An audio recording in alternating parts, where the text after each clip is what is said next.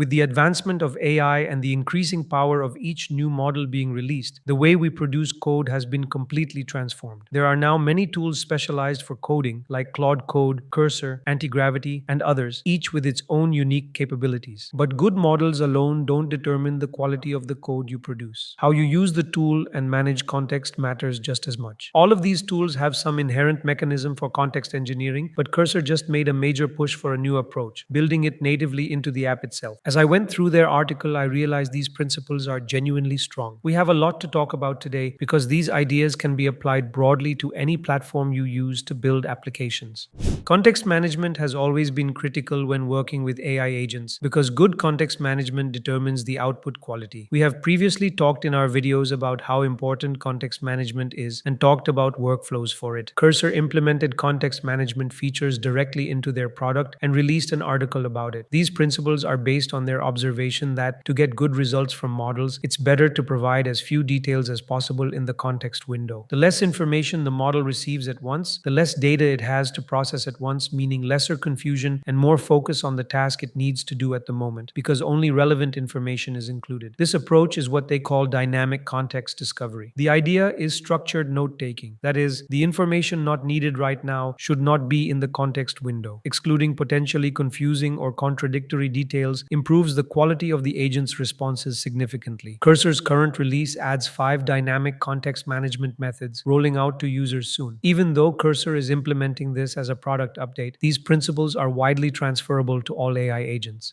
The first update Cursor mentioned is that long tool responses should go into files. MCPs often return large responses that stay in the context window. Not all of the information from the responses is always needed. Cursor mentioned that the common approach of the most coding tools is to truncate long MCP responses, which leads to data loss or important information that might be necessary for the context being removed. Claude's Chrome extension is a very tool-heavy extension, and just a few prompts can fill up the context because of loading a huge chunk into the context window. So I added an instruction in the claude.md file that any MCP tool response greater than 50 lines must be saved to an MCP folder within the .context folder by running an echo command in the terminal. When I ran the Chrome extension to analyze the UI of a landing page, whenever Claude came across a tool like read page that significantly bloats the context window, it saved the MCP response into a file for further reading, using which it analyzed the whole page and gave me a report. This workaround improved the accuracy of the tool response analysis by letting Claude analyze the responses from files as many times as needed and eliminated the need for repetitive tool calls. When data from previous MCP calls is needed, Claude can read it directly from the context folder instead of making tool calls, saving significant time. Before we move on to the next change, let's hear it from our sponsor, ZenRows. If you're building AI products, automations, or data-driven systems, you already know one thing: everything starts with reliable web data. But getting clean, structured data at scale is harder than it sounds. That's where ZenRows fits perfectly into the stack. ZenRows handles data extraction from complex websites while automatically managing anti-bot bypass, so you can focus on what actually matters using the data. Instead of dealing with messy outputs, ZenRows delivers structured results like JSON or Markdown ready to plug directly into your pipelines. It's integration ready and business focused, which makes it ideal for AI startups, data teams, and automation builders who don't want to babysit infrastructure. Whether you're enriching leads, powering AI agents, or automating research, ZenRows just works. If your work depends on web data, ZenRows belongs in your stack. Click the link in the pinned comment and start building today.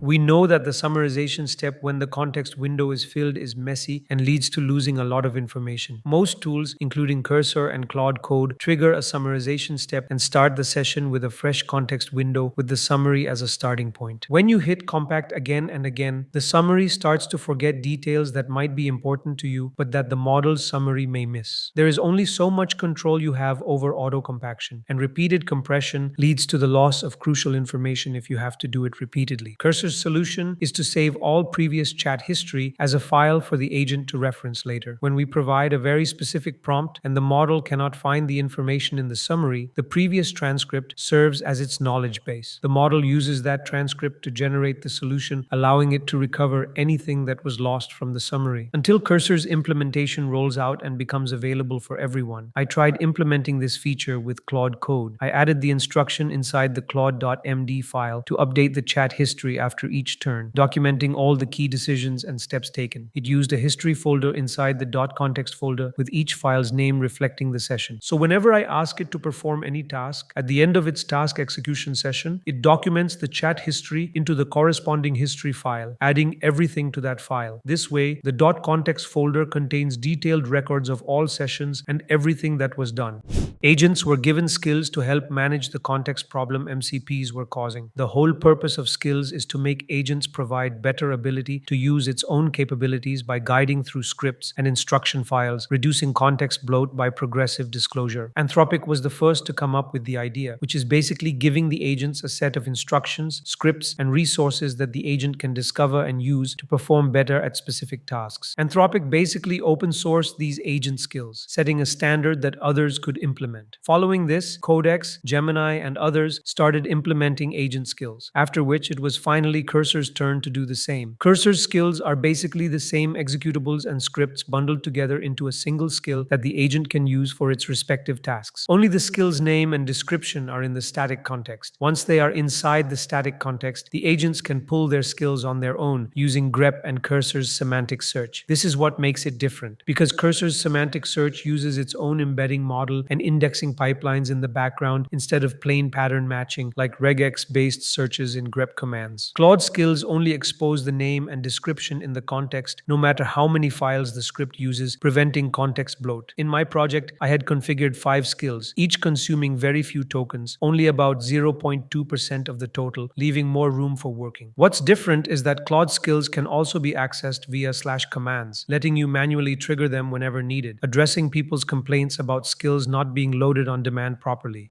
MCPs contain a lot of tools all exposed in the context window, bloating the context window unnecessarily. Cursor took it upon themselves and emphasized that it is the responsibility of the coding agents, not the MCP servers, to fix the context bloat. The solution for this was dynamic context discovery by syncing tool descriptions in a folder. Cursor's idea is to have all of the MCPs with their names in separate folders named after each connected MCP, and within each folder, all the tools must be listed. With this, the agent only receives the names of tools, and whenever it needs any tool, it looks it up through the folders. In the testing they did, they discovered that dynamic discovery of MCP tools reduced usage by 46.9%, which makes a huge difference if you are working on a long-running system. This implementation also helps in cases where MCP servers accidentally get disconnected or require reauthentication. Normally, the system would just forget about those tools, but now the agent can actually notify the user that reauthentication is required. Claude also has an advanced search tool that is specifically designed to address this problem, using a certain set of flags to let Claude know whether to load it or not. It implements Cursor's exact idea of dynamic context discovery, but this is limited to the developer platform and only for those building with APIs. We cannot modify how MCPs are used in Claude Code because they are built into it by Anthropic. Just as I was looking for ways to implement this in Claude Code, I came across a hidden flag. Without setting this flag, all the MCP tools I had connected were exposed in the context of Claude Code. When I set the Enable Experimental MCP CLI flag, all the tools were removed from the context window, freeing up space that was previously occupied by the MCP tools. But that does not mean the MCPs get disconnected when this CLI is enabled. The only difference is that they are not exposed upfront in the context window. Instead of putting all the schemas into the context, Claude now uses a middle bash layer called MCP CLI, which handles all MCP related tasks. Claude uses this middle layer to search, get information, and invoke the tools. Whenever you ask Claude to perform any task that requires an MCP tool call, instead of using the usual method, it uses the MCPs via MCP CLI and performs the task it is required to do. By using this tool, Claude executes all the tasks as usual, just through this middle layer.